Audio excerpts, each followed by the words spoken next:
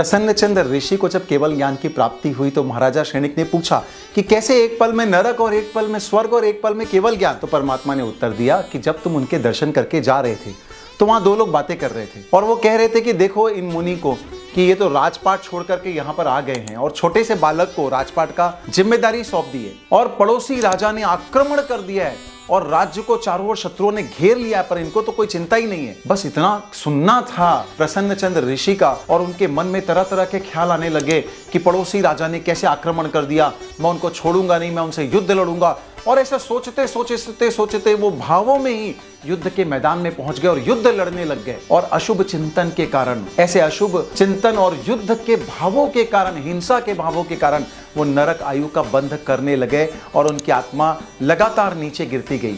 पर जैसे ही अस्त्र शस्त्र खत्म हो गए उनके कल्पना में, जब वो युद्ध कर रहे थे तो कल्पना में अस्त्र शस्त्र खत्म हो गए, तो जैसे उन्होंने मुकुट से मारने के लिए अपने सर पे हाथ लगाया तो देखा कि सर तो मुंडित था, कोई मुकुट नहीं था। तो फिर उनको वापस चिंतन आया कि अरे मैं तो मुनि दशा में हूँ और मैंने कितने अशुभ भावों का चिंतन कर लिया, मैं कितना भावों में कल्पनाओं में युद्ध करने के लिए चला गया। अपना पश्चाताप करने लगे और उनकी आंखों से पश्चाताप के आंसू बहने लगे, आत्म भावों में वो डूबने लगे और धीरे धीरे धीरे भावों की उच्च धारा पर चढ़ने लगे और वहाँ से स्वर्ग लोग और वहाँ से केवल ज्ञान तक की प्राप्ति हो गई, संपूर्ण कर्मों की निर्जरा हो गई।